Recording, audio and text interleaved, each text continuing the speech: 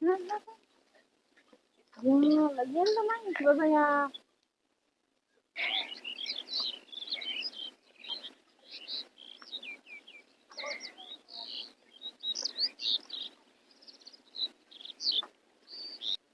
আমি বুড়ো ক্ষেতের মাঝখান দিয়ে হাঁটছি। এখানে বুড়ো ধান ক্ষেত লাগানো হচ্ছে। অনেক বিপজ্জনক রাস্তা,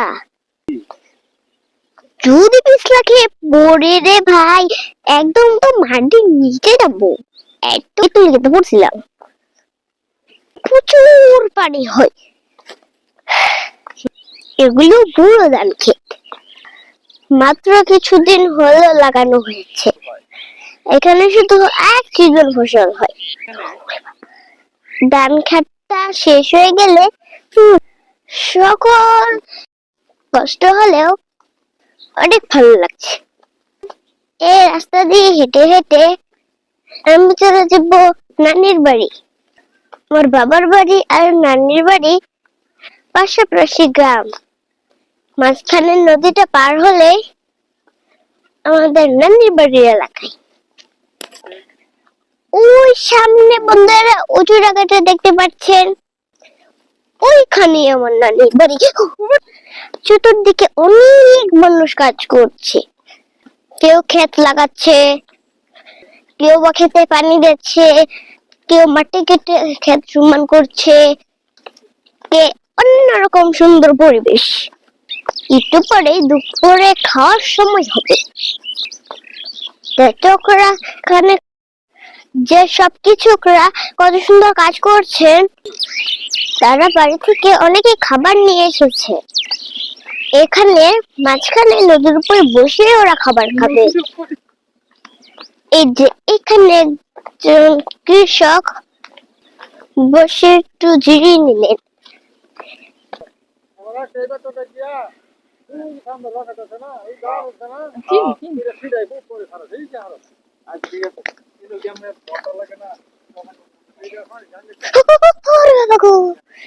লেগে গেছিলাম।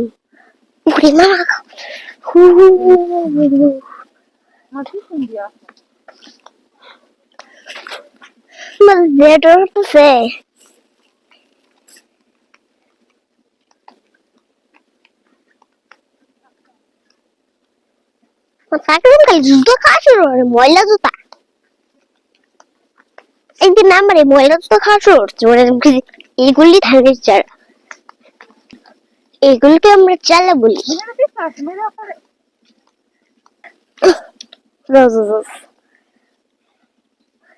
চলে পিছলা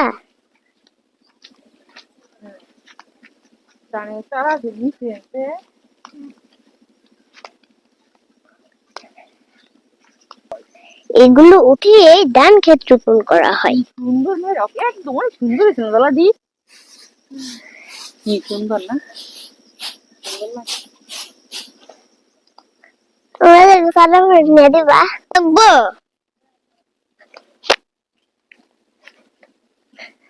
আমি দূরতে সমস্যা নাই। কত মজা হচ্ছে, দুটো ভয় করতে মজাও হচ্ছে। রাস্তাটা দেখেছেন বন্ধুরা? আমার পেট খুব ঠান্ডা লেগে গেছে, ইটের জন্য পড়ে গেছিলাম। দেখেন এখানে কৃষকরা ধানের চারা উঠাচ্ছেন।